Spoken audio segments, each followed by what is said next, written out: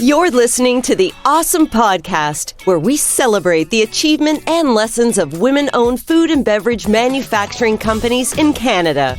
You're tuning into our session with Johwanna Alleyne, who owns Mojo Jojo Pickles. I'm Jowanna, and I'm Mojo Jojo Pickles, and we're a pickle and preserve company. I turned 10 at the beginning of November, so I've got a month until my 10th birthday. So that's really exciting. And we make pickled and preserved foods here in Edmonton, mostly acidified foods, things that have vinegars in them. So I started as a board member for Slow Food Edmonton. And Slow Food is a national movement that celebrates traditional process. And one of the process that they celebrate is canning. I actually came from a darkroom background. I was a photographic technician and a photographer most of my life. So 20 years of my life flashed past in darkrooms. So it was very familiar to me working with the chemicals and the timers in the bath. It was just something that I've always done. But at the end of my photographic career, because darkrooms disappeared so quickly, that was amazing to see. We were doing everything digitally, everything on a computer, right?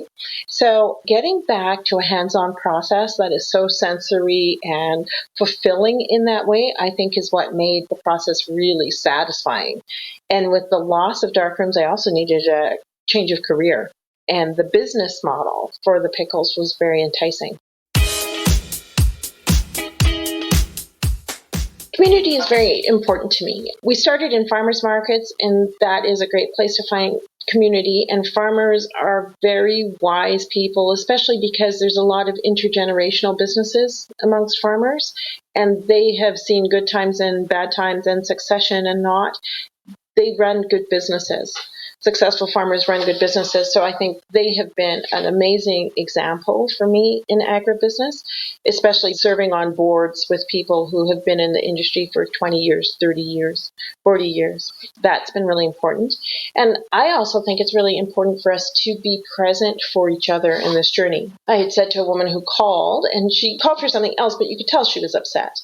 And what you have to say is, like, you can tell me your heart, right? Like, you can tell me when you're sad, mad, glad. You can tell me that there's no money today. And it's not a shame to say that I got no money today and it's stressing me out. We can talk about how that feels or what you can do or what I did when I was in that place. Like, we have to be very open to each other so that we can both give and receive. And it's not as personal. What happens to you in your business or when things don't go right, it doesn't feel like a personal failure when you share it with people. It's part of the game. And you learn to contextualize it that way so that it doesn't become so heavy you can't go forward.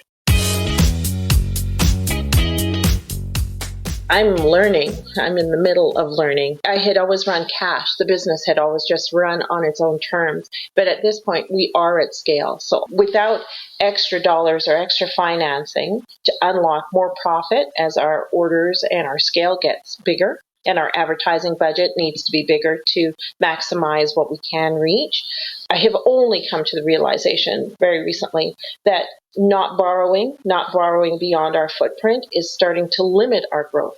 We have to start feeding that growth. So I spend quite a few days a week looking for grants, asking for money, doing cash forecasting. It's time to start using other people's money to really grow the business because we know the return on our investment at this point, 10 years in.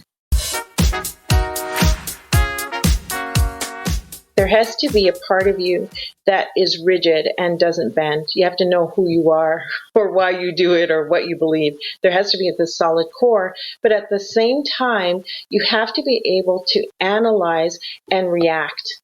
When things aren't working, you have to stop and change what you're doing. People can be so sure of themselves or so rigid that you can't adapt, or you can't change or modify or say when you've made a mistake and take a different course. You really have to be able to know in your gut when something is not working, figure out why, and make the changes. You have to be able to act, I think, is what I've learned the most as an entrepreneur. You can't just let it all fall around you or have the same experience over and over, knowing that it's not how you want to proceed without making a change. You have to stop and change. So things that worked in the past or were okay can suddenly be not okay. And you have to go at it again or renegotiate or know that this project takes too much time or is not worth the hassle or doesn't make any money, even though you might like it, and make decisions about it. That sense of worth as you go on your journey does change in your business, and that's okay. It's okay to outgrow a supplier. It's okay to outgrow someone that you sell to and change what happens or change your focus. Again, it's that sense of adaptability. Even though you know who you are, you have to keep evaluating yourself against the world and the feedback you're getting.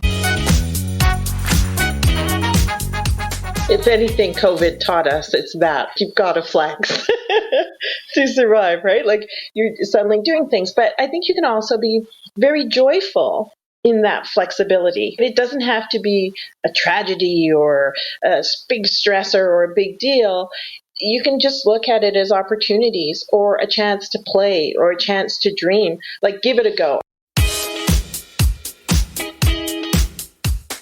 COVID has been a change in learning how to create the same relationship that we had with people when our main way of selling and distributing was person to person. So I was seeing people, sampling and seeing people all the time. And as we've grown, that relationship has to change.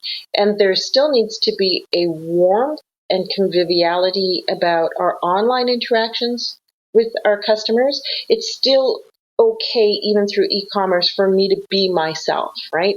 Or for my humor or my taste or my creativity to show. That is part of what they're buying with me. But at the same time, we cannot do everything one individual at a time. It's as we've scaled and as we've gotten bigger, there are decisions that I need to make. I'm kind of the mama of the company, and I need to do the things that are good for us all, considering everyone's needs and wants. But I have to start making decisions about what is the right thing to do and proceed. So online definitely has been that biggest change. And then we reopened our brick and mortar store in July. So that again has us back to seeing people, but it's a whole new group of people in a new neighborhood. And it's kind of exciting at the same time to have a new group of people discover our products and to see that excitement again. And that really kept me going through COVID, that relationship between myself and my customer who kept looking for me, who keeps wanting it, who keeps stopping by, who wants to meet me. That is kind of my reason for being in the middle of the business. I'm a creative person, and that does drive me in my business as well, both solving business problems as well as making things as I do. But I also think that as I've gotten older, it's very important to connect my gut instinct. Like a lot of stress is about when things are going against your gut.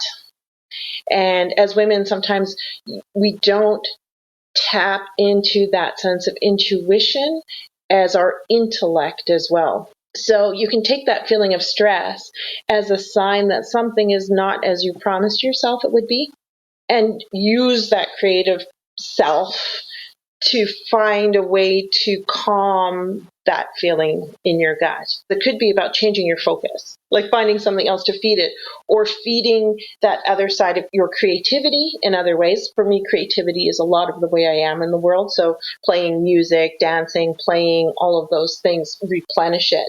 But I think you still have to listen to what makes you feel stressed.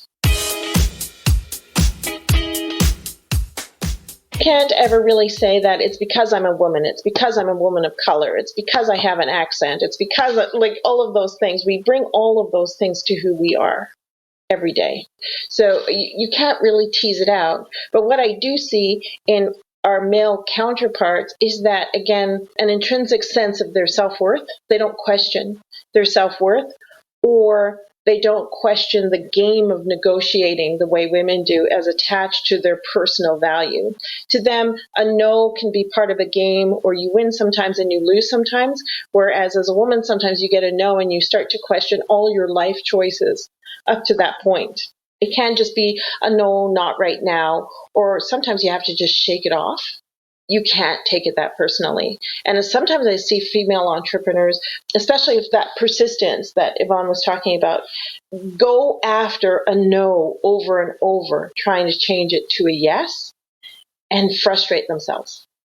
And sometimes you have to just like say, okay, so you didn't win that one, and change course. You are more than your ethnicity. I think it is very easy. I am a first generation Canadian, so I have immigrant parents, and I'm Gen X, which makes me this little narrow band.